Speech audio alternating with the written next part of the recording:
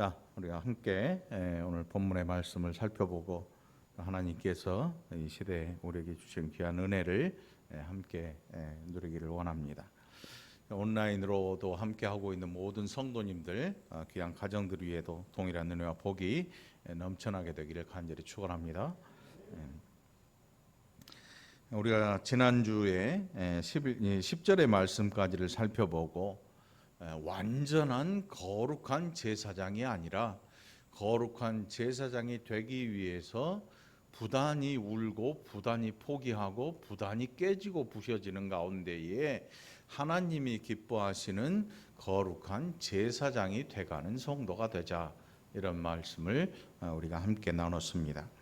이제 오늘 본문 속에는 하나님 앞에서 살아가는 성도들이 이제 타인을 대하여서 어떤 이 자세를 가지고 살 것인가에 대해 기록을 하는 내용을 우리가 볼 수 있는데, 11절로 17절을 본문으로 택했지만 사실은 25절까지의 말씀을 우리가 함께 살펴보려고 합니다.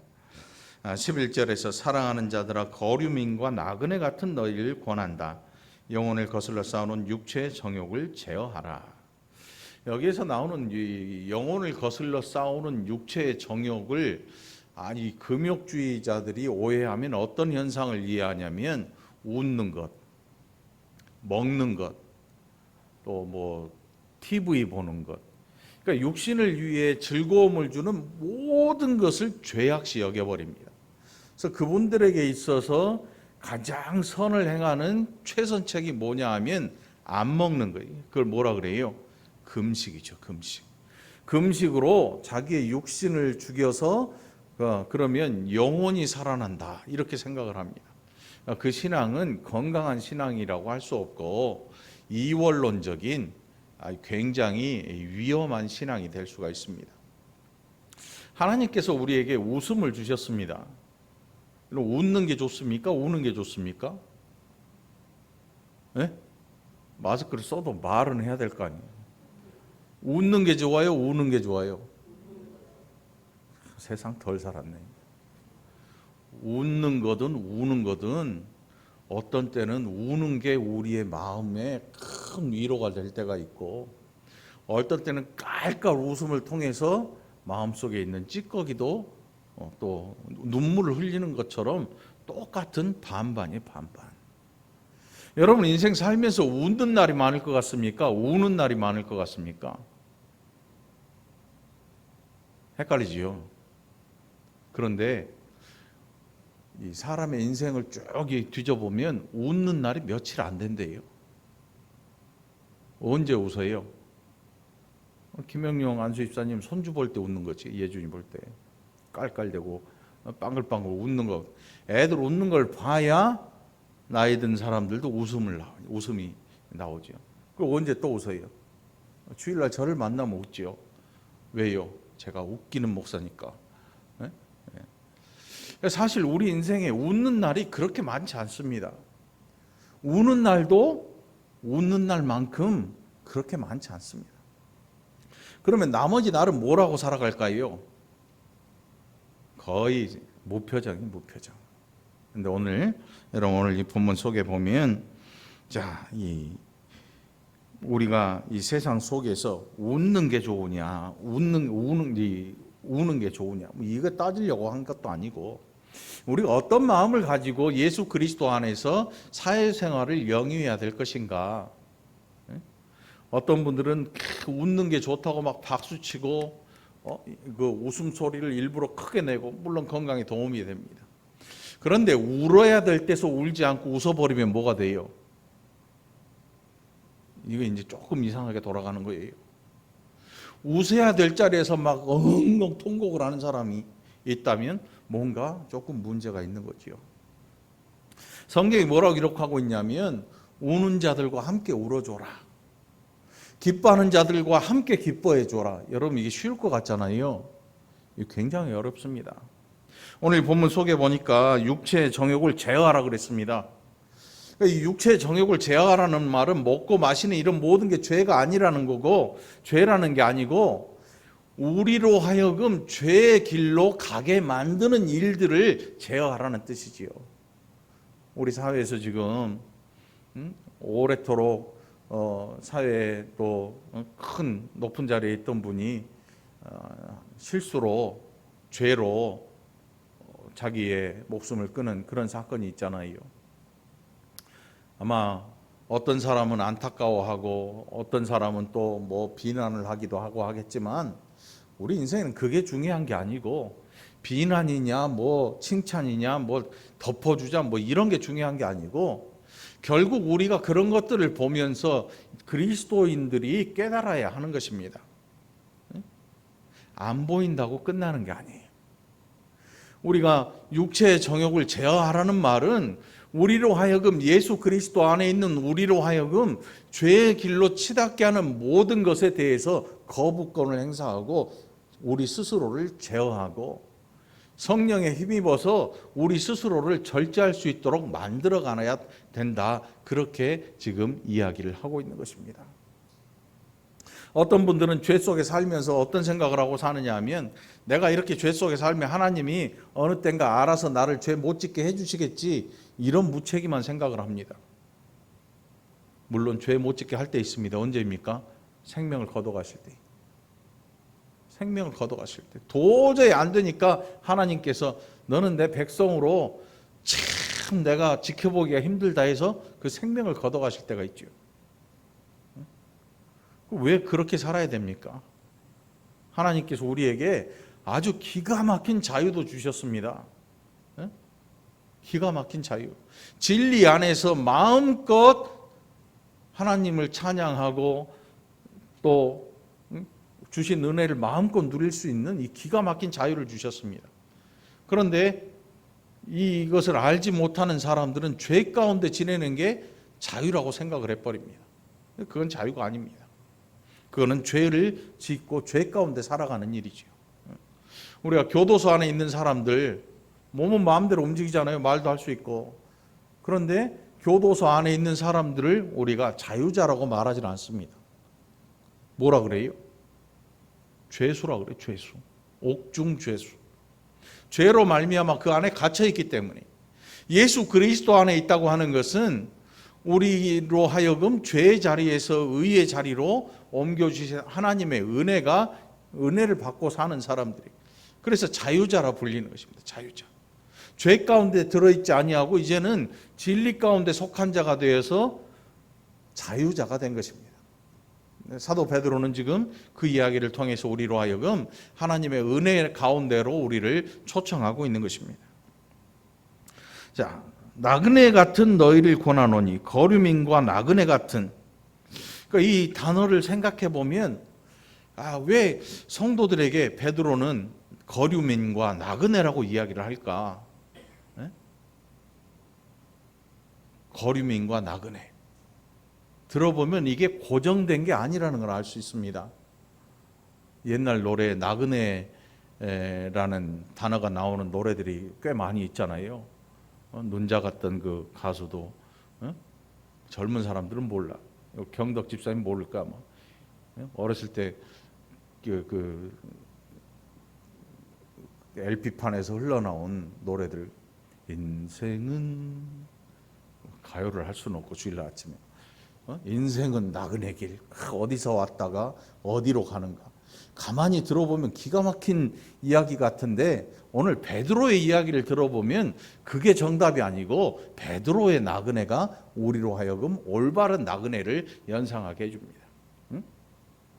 우리에게 거류민과 나그네 같은 너희를 권한다. 왜 이렇게 권하는가 하면 예수 그리스도 안에 있는 사람들은 이 땅에 모든 것이 있다고 생각하지 않습니다. 그걸 누가 증명해 줬는가 하면 아브라함이 그렇게 했습니다. 아브라함이 살 때 그는 늘 이동식 주택을 가지고 이동을 했습니다. 이동.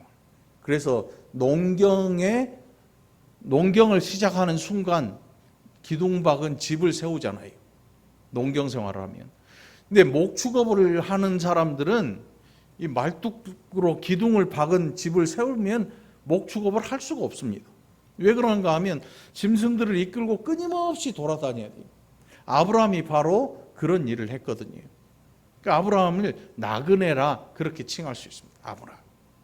그리고 아브라함이 이 땅의 모든 것이 사실은 가진 재산이 엄청나게 많았습니다. 그런데 이 땅을 생각지 아니하고 하나님이 지으실 한 성을 바라보고 살았습니다. 그러니까 이 땅에 그의 모든 소망이 있는 게 아니고 아브라함의 모든 소망은 하늘에 있었던 것입니다. 그의 물질적인 재산은 이 땅에 있었지만 그의 마음은 늘 하나님이 지으실 한 성을 바라고 살아갔던 것입니다. 그래서 나그네 생활을 주저없이 택한 이유가 바로 거기에 있었던 것입니다. 여러분, 우리가 지금 아파트에 살고 있잖아요. 그냥 고정된 집에 살고 있잖아요. 그렇다고 해서 우리의 인생조차도 이 땅에 모든 것을 다 투자해 버린다면 우리의 갈 천성이 보이지 않는 것입니다. 나그네와 거류민이라는 뜻은 바로 돌아갈 고향을 항상 기억하고 있는 사람들. 여러분, 실향민들이 있습니다. 실향민들. 이북에 북한에 고향이 있는 분들, 그분들은 명절 때만 되면 항상 임진강 이 판문점 있는 데 가서 거기를 바라보잖아요. 거기에 고향이 있고 부모님들이 잠들어 있고 하니까 항상 거기에 대한 소망을 가지고 있습니다. 언제 갈 수 있을까? 언제 만날 수 있을까? 그걸 그리는 사람은 그런 일을 당해보지 않는 사람과는 이해할 수가 없는 일인 것입니다. 이해할 수가 없지요. 요즘에 아이들에게 야, 우리 어릴 때는 먹을 게 없어서 밥 굶고 살았어. 그러면 요즘 아이들은 뭐라 그래요? 사발면이라도 사 먹지 그랬어. 이해를 할 수가 없는 거지요. 달라진 시대 상황 때문에. 정말로 먹을 게 없던, 그래서 전쟁 끝나고 보니까 뭐 보릿고개 뭐 이런 얘기를 해도 무슨 얘기인지 들을 수가 없는 거지요. 그런데 성경이 우리에게 참 귀한 은혜를 주시는 게 뭐냐 하면 2000년 전의 상황에서 우리 시대의 상황에서도 느낄 수 있는 천국에 대한 소망을 이야기하고 있다는 것입니다. 이 소망은 절대로 없어지는 그런 소망이 아닙니다. 2000년 전에 있었던, 더 오래전에 있었던 천국에 대한 소망을 오늘 이 시간에도 저와 여러분으로 하여금 가지라. 그 천국은 존재하고 있고 너희 믿음의 선진들이 가서 너희를 향해서 지금 갈채를 보내고 있다. 히브리서 11장에서 믿음의 장에서 그것을 기록해 주고 있죠. 너희가 이방인 중에서 행실을 선하게 가져 너희를 악행한다고 비방하는 자들로 하여금 너희 선한 일을 보고 오시는 날에, 여기는 오시는 날은 하나님의 심판의 날, 하나님께 영광을 돌리게 하려 함이라 그랬습니다. 그리스도인들 악행한다는 이 말이 왜 돌았는가 하면 사람을 잡아서 피를 사람을 잡아먹는 종교라고 그랬어요, 처음에. 왜냐하면 성찬식 때문에. 예수 그리스도의 말을 오해한 거지요, 말씀을. 우리가 성찬식을 할 때 예수 그리스도의 살과 피에 대한 이야기를 하잖아요. 그러니까 살과 피를 이야기하니까 저것들이 기독교인들이 핍박을 피해서 동굴 속에 들어가고 이 지하 묘지에 들어가서 예배드리면서 사람을 잡아먹는 종교라고 이야기를 했습니다. 오해한 거죠. 알지 못하고 그래서 악행한다. 그런데 그들의 행실을, 너희의 행실을 통해서 너희가 어떤 믿음을 가지고 있는지, 너희가 얼마나 선한 일을 행하고 있는지를 그것을 나타내 보여줘라. 이렇게 이야기를 한 것입니다. 인간의 모든 제도를 주를 위하여 순종하되 혹은 그 위에 있는 왕이나 혹은 그가 악행하는 자를 징벌하고 선행하는 자를 보상하기 위하여 보낸 총독에게 하라. 근데 사실 지구 역사 중에서 총독이라고 하는 사람이요, 좋은 사람이 총독이 별로 없어요. 우리가 알고 있는 느헤미야나 뭐 이런 분들은 좋은 분들이었지만, 총독의 역할이 뭐냐 하면 남의 나라를 힘 있는 왕이 빼앗아 가지고 거기에 대신, 자기 대신에 관리자를 세우는 거였으니까 이 감정이 별로 안 좋은 왕이 이게 총독이라는 거거든요. 우리나라에도 일제 강점기 때 조선 총독부가 있었잖아요. 어디 있어요? 광화문 있는데 아마 있었을 거예요. 조선 총독부라는 데가. 남의 나라를 빼앗아 가지고 총독을 세워놨으니까 그 총독에 대한 감정이 좋을 수가 없는 거지요. 좋을 수가 없어요. 그럼에도 불구하고 베드로는 그 권력을 누가 주었느냐? 하나님께서 권력자들을 하나님이 세워놓으신다. 그가 악한 자든 선한 자든 그 권력의 부여자가 누구냐면 하나님이시다. 이렇게 이야기하는 이유가 뭐냐 하면 세상의 모든 힘들의 중심이 누구에게 있느냐? 하나님에게 있다는 거예요. 그래서 하나님을 생각하고 그 권력 앞에 순복해라. 응? 그리고 그 권력자들이 악행을 저지를 때 하나님이 그들을 심판하신다 라는 것을 이야기하고 있는 것입니다. 16절에 보니까 너희는 자유가 있으나 그 자유로 악을 가리는 데 쓰지 말고 오직 하나님의 종과 같이 하라. 여러분, 그리스도 예수 안에 우리가 자유자입니다. 자유자. 진리가 너희를 자유케 하리라 말씀하셔요. 우리가 성경을 많이 알아서 자유자가 되는 게 아니고 예수 그리스도의 십자가의 보혈로 말미암아 저와 여러분이 멸망할 죄인에서 이제는 의롭다 여겨주시는 의의 자리로 옮겨온 것입니다. 갇혀있던 죄인이 이제는 풀려난 자유자가 된 것입니다. 여러분, 감옥에 있다 할지라도 예수 그리스도 안에 있는 자를 하나님은 자유자라고 부르시는 것입니다.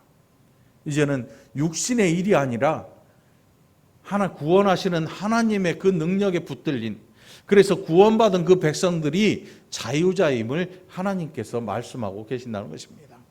저와 여러분이 오늘 자유자임을 늘 감사하게 되기를 축원합니다. 그래서 이 자유로 악을 가리는 데 쓰지 말아라. 우리가 가진 이 자유가 얼마나 놀라운 권세인지 모릅니다. 놀라운 힘입니다. 왜냐하면 악한 것들이 우리를 만지지도 못하도록 하나님께서 지켜 보호하시거든요. 성령으로 우리를 지켜 보호하고 계십니다. 악한 것들이 우리를 만지지도 못하도록. 우는 사자와 같이 삼킬 자를 찾는다고 했잖아요, 베드로서에. 근데 우는 사자처럼 삼킬 자를 찾는데 그걸 성도들이라고 해서 꿀꺽 삼키는 게 아니고 목줄이 메인 불독처럼 소리는 나고 무섭기는 한데 건드리지는 못하는 거예요. 하나님께서 막아놓으셨거든요. 예수 그리스도의 보혈의 피의 능력이 뭐냐 하면 악한 자들이 우리를 만지지도 못하도록 하나님께서 지키신다는 뜻이에요.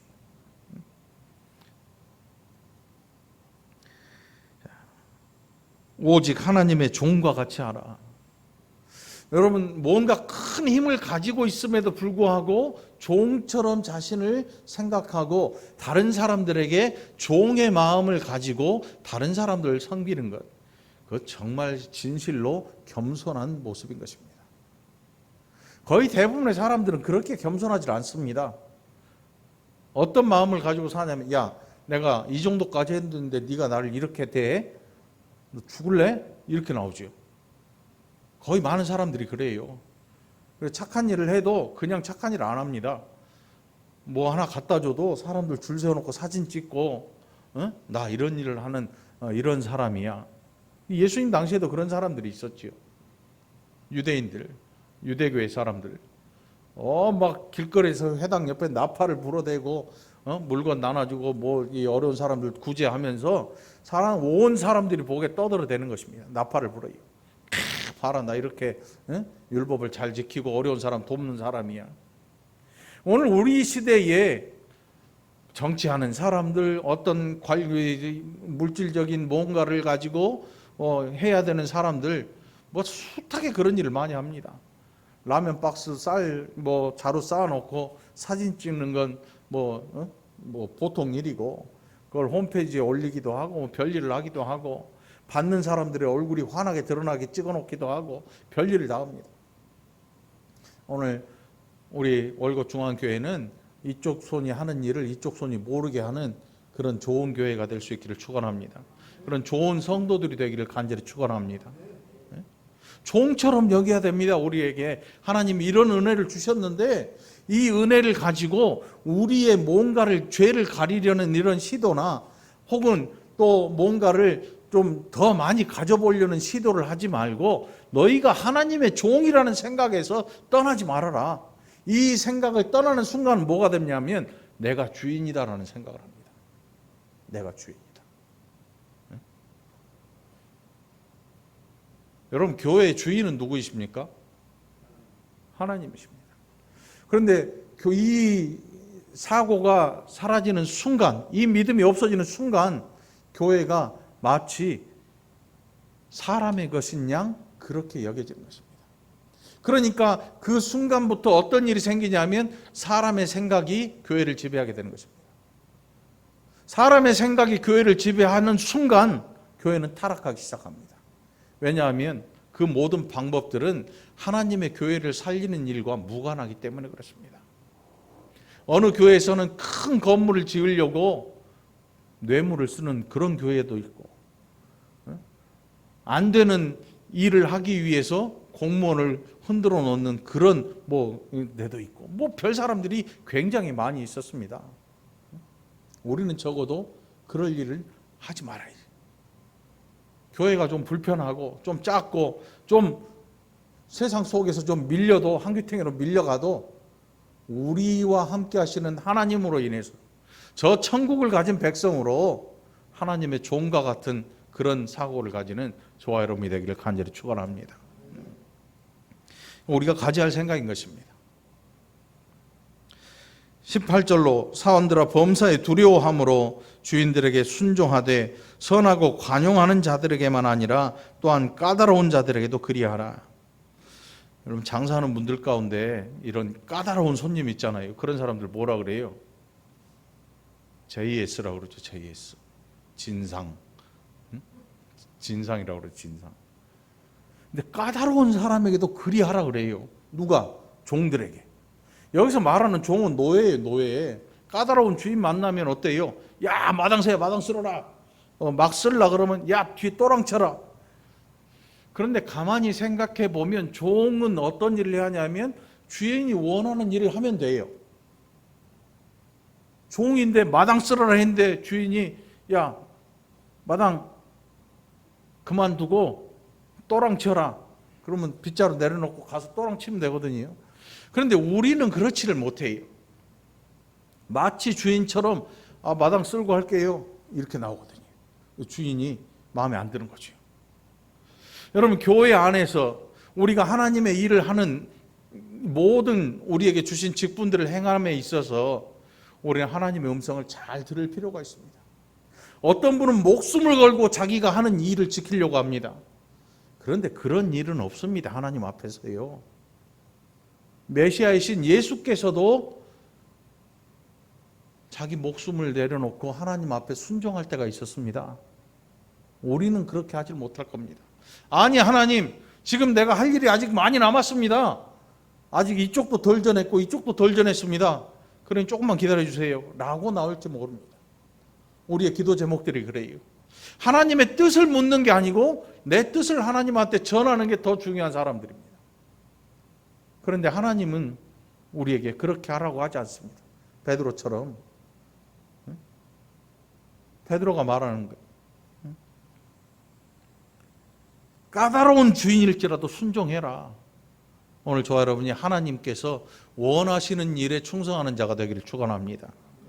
내 고집을 세우는 일에 힘쓰는 자가 되지 말고 하나님이 원하시는 일, 언제라도 내가 하던 일을 내려놓고 돌아서서 그 일을 다시금 새롭고 힘들고 땀 흘리고 수고하고 빛나지 않은 그런 일일지라도 그 일에 충성하는 자들이 되기를 간절히 축원합니다.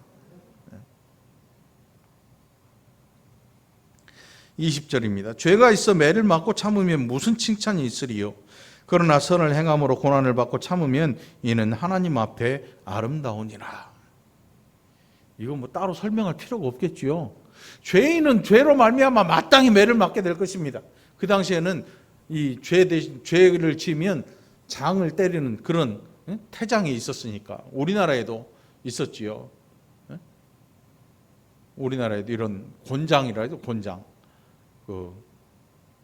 사또가 있는 그 마당에 엎드려서 엉덩짝 막 때리고 그걸 가장 달게 맞았던 사람이 누구예요? 그거 맞았던 사람을 내가 알고 있는데 소개는 못 해주겠네. 아무튼 때리는 벌 대신에 매를 때리는 사도 바울이요 40에 하나 감한 매를 수도 없이 맞았다 그래요. 그가 죄가 있어 맞은 게 아닙니다. 단순히 복음을 전하는 일로 그 매를 감수한 것입니다. 여러분, 우리가 하나님 앞에서 선을 행함으로 고난을 받고 참으면 이는 하나님 앞에 아름답다고 기록되어 있습니다. 하나님의 일을 충성되이 하는 일 중에 여러분들 힘들고 어렵고 아픈 일이 생기거든 아름다운 일인 줄 기억하시고 감사하는 여러분 되기를 간절히 바랍니다. 그런데 우리는 잘 참지를 못합니다. 내가 이렇게 거룩한 일을 하는데 니까짓 게 뭔데 내 일을 방해하냐? 우리 교회는 참 좋은 교회예요. 제가 교회를 여러 군데 다녀보지는 않았어도 여러 군데 목사님들 알잖아요. 또 여기저기 또 다니다가 또 들어보는 이야기가 또 있고, 교회 많이 다니는 거 뭐 그거 뭐 나쁜 것도 아니고 좋은 것도 아니지요. 뭐 한 군데 충성할 수도 있는 거고 이사 오면 또 옮겨질 수도 있는 거고 뭐 여러 가지 일이 있지만 그게 중요한 게 아니고 어떤 마음을 가지고 나에게 맡겨진 일에 충성할 것인가. 목사한테 충성한 거 아닙니다, 여러분. 뭐 장로님 충성하는 거 아니고 그런 거 없어요. 교회 안에는 그런 걸 하면 안 돼요. 누구한테요? 하나님한테. 하나님에게 충성된 일꾼이라 불리움 받아야죠. 우리가 하나님의 일을 하면서 우리 자신도 모르게 교만해져 버릴 때가 있습니다. 언제냐 하면 내가 하는 일은 아무도 못 건드린다. 제가 지금 우리 교회는 참 좋은 교회다라고 이야기하는 게요, 오늘 최정숙 권사님이 아침에 물 떠왔잖아. 네? 여러분, 이 강대상에 물 뜨는 일이 좋은 일입니까? 나쁜 일입니까? 힘든 일입니까? 어려운 일입니까? 말들을 하네. 마스크를 써서 그런가? 별일 아니에요. 그냥 저 설교하는데 좀 목이라도 축여가면서 하세요. 별일 아니잖아요. 근데 어떤 분들은 여기에 목숨을 걸어요. 다른 사람이 물을 떠다 놓으면요, 교회가 난리가 나요. 진짜로. 네가 뭔데 내 할 일을 뺐느냐 이렇게 나가더라고. 그 서로 주일날 아침에 와가지고 서로 먼저 떠올려다 두려고. 왜 그런 생각을 하는지 이해할 수가 없어요. 아마 물 한 동이 떠다 올려놓으면 목사님이 칭찬을 해줘서 그런지 뭐 때문에 그런지 알 수가 없어요. 교회 청소하는 일들, 뭐 교회 안에 어떤 일을 하든 다 똑같아요. 이 물 떠놓는 일은 뭐 그렇게 큰 일이 아니에요. 저 정수기 받아서 하면 되고 뭐 정성껏 할 수도 있고 덜렁 떠올 수도 있고 먹는 사람은 저는 똑같으니까 누구라도 할 수 있는 일이에요. 그런데 어느 날 갑자기 다른 사람이 일을 했을 때 막 분을 내는 그런 분들이 있어요. 우리 교회는 그런 분들이 없어요. 참 감사해요. 이 지극히 작은 일을 이야기하면 여러분 큰 일에서는 어떤 사단이 날지 짐작이 가시지요. 별것도 아닌 이런 일에 교회가 난리가 날 정도면 더 큰 일을 했을 때 이 교회가 어떻게 될지 여러분 상상을 해보시겠습니까? 상상하지 말아요. 상상할 필요도 없는 거죠. 우리가 그렇게 산다는 거예요. 우리가 맡은 일에 대한 경계선을 우리 스스로 치고 살아요. 그런데 그렇지 않거든요. 하나님께서 야, 그거 말고 이거 해. 근데 그 음성을 우리는 잘 들을 수가 없습니다. 왜 못 듣냐 하면 내 일에 너무 취해있기 때문에.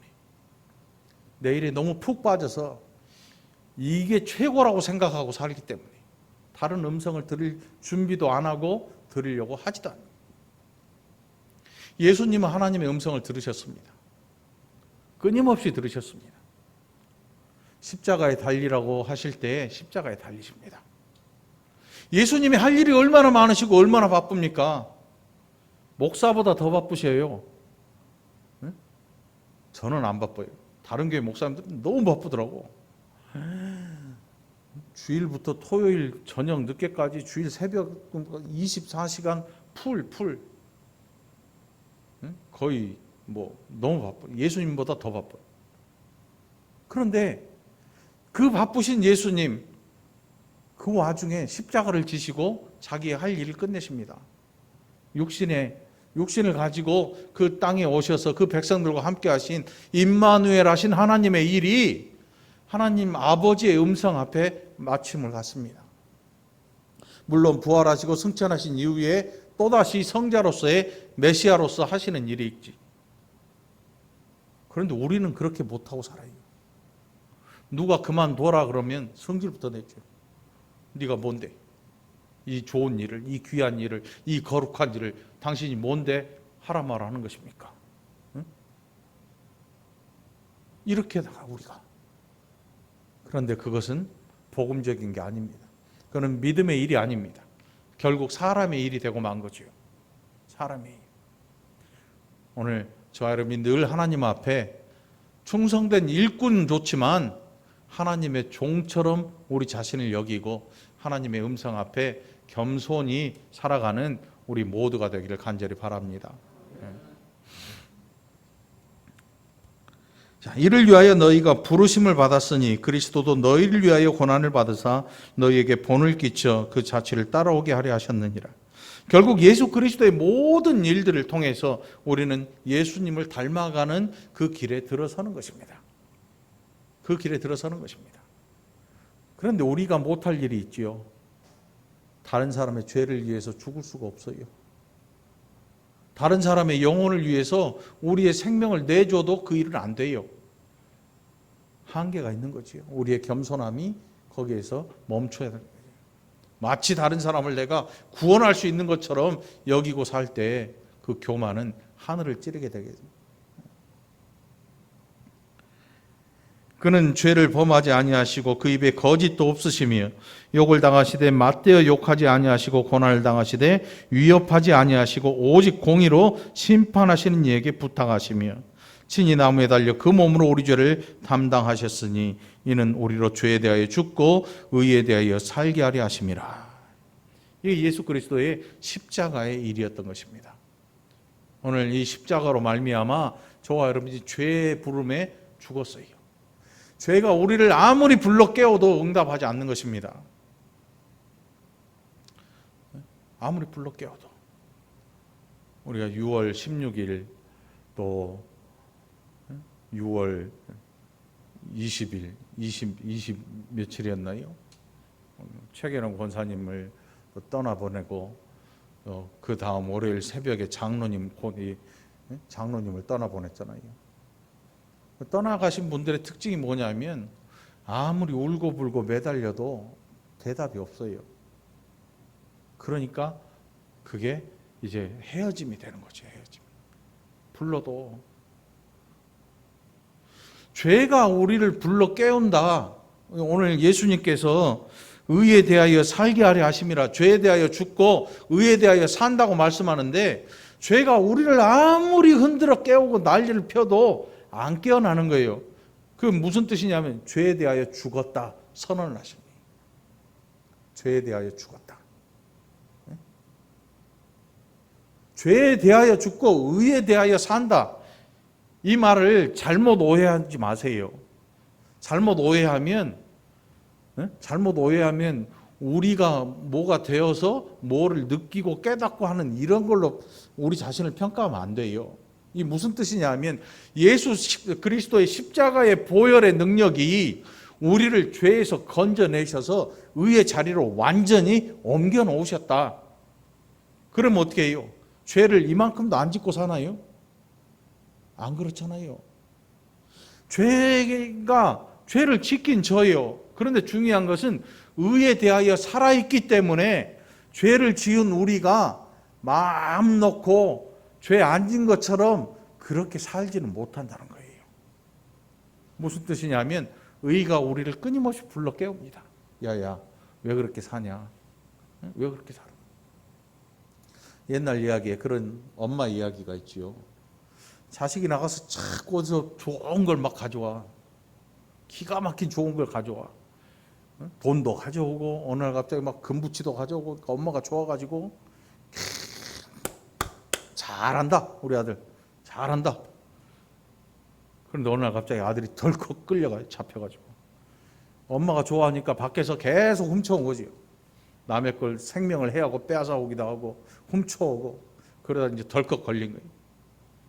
엄마가 깜짝 놀래가지고 응? 야, 너 왜 그런 짓 했어? 그러니까 엄마한테 뭐라 그래요? 엄마 때문에 그런 거잖아. 엄마가 그때 하지 말라고 나를 두들겨 패놨다면 이 짓 안 했을 텐데 엄마가 너무 좋아하니까 나 그게 좋아서 같이 하는 거래요. 응? 죄가 우리를 아무리 불러 깨워도 일어나지 못하는 경우 십자가의 일로 일어난 사건이에요.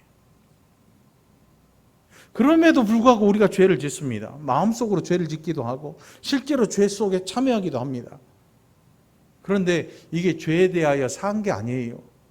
죄에 대하여 살았다는 것은 지옥길이 우리에게 다시금 생긴다는 뜻이에요. 예수 그리스도의 십자가의 보혈, 그 구원의 능력은 우리로 하여금 지옥에 갈 그 인생을, 영원한 형벌을 받을 인생을 영원한 의의 나라로 옮겨 놓으신 거예요. 그러니까 다시 지옥 갈 그런 길이 우리에게 주어진 게 아니고 막혀 있는 거예요. 그래서 죄에 대하여 죽었다 표현을 하고 있는 거죠. 그리고 의에 대하여 살았다는 표현은 뭐냐 하면, 우리가 그렇게 연약한 육신을 가지고 이 땅에서 사는 동안에 죄가 우리를 불러 깨울 때 거기에 뭐 답해가지고 죄를 짓는 게 아니고, 우리가 그런 죄성을 가진 인간으로 연약한 존재로 이 땅에 살면서 죄를 지을 때 의가 이제는 우리를 불러 깨우는 거예요. 야야 영서가 그렇게 살지 마라. 하나님의 음성으로, 성령의 음성으로, 주변 분들의 음성으로 우리에게 얘기를 하는 거죠. 어떤 분들은 눈 감고 기도할 때 하나님의 음성을 들었네 만에 하는데, 그것보다 중요한 것은 기록된 말씀이 우리에게 말씀을 하는 것입니다. 야, 그렇게 살면 안 되잖아. 말씀 읽으면 나오잖아요. 그렇게 살면 안 되는데 너 왜 그렇게 사니? 꼭 눈 감고 뭘 들어봐야 되냐? 자꾸 들으려고 하는 사람들은 핑계거리를 만드는 거죠. 말씀 안 하셨잖아요. 그런데 기록된 말씀이 왜 우리에게 주어졌겠습니까? 기록되어 있는 거예요. 기록되어 있기 때문에 거부할 수도 없고 부인할 수도 없는 것입니다. 그래서 말씀을 가까이 하는 사람, 우리가 의에 대하여 산 자가 되는 것입니다. 이 한 주도 이 귀한 삶을 누리게 되기를 간절히 축원합니다. 너희가 전에는 양과 같이 길을 잃었더니 이제는 너희 영혼의 목자와 감독 되신 이에게 돌아왔느니라. 십자가의 사건은 우리로 예수 그리스도에게로 돌아오게 한 일입니다. 방황하는 것 같지만 실상은 그리스도 앞에서 사는 일인 것입니다. 하나님 나라를 소유한 자로 사는 것입니다. 거룩한 제사장으로 부단히 우리 자신을 죄에서 의로 우리를 이끌어가는 일인 것입니다. 우리의 노력, 힘, 구원은 우리의 일이 아니지만 거룩해지는 일은 우리의 힘도 들어가는 일인 것입니다. 죄 짓지 않고 살기 위해서 포기해야 될 일도 있고 끊어야 될 사람도 있고 여러 가지 많은 일들을 해야 될 일이 얼마나 많은지 모릅니다. 그때 때로는 눈물도 흘리겠고, 그때는 아픔도 있을 것이고, 때로는 정말 많은 손해도 보게 될지 모릅니다. 그럼에도 불구하고 우리는 그 길을 향해서 가야 되는 것입니다. 여러분, 이 한 주 동안 이 귀한 은혜의 길을 두려움 없이 가게 되는 저와 여러분이 되기를 간절히 축원합니다. 기도합시다. 하나님 아버지 감사합니다. 우리가 얼마나 어리석은지, 우리가 얼마나 교만했던지, 하나님 하시는 일 생각지도 아니하고 우리의 하는 일만 붙들고 그것이 최고의 일인 양 살아왔던 이 부끄러운 우리 자신들, 아버지 하나님 이제 우리를 긍휼히 여기시고 그 긍휼하심으로 우리로 겸손한 자 될 수 있도록 우리를 늘 말씀으로 깨우쳐 주시옵소서. 함께 하심을 감사드리옵고 예수님 이름으로 간절히 기도합나이다. 아멘.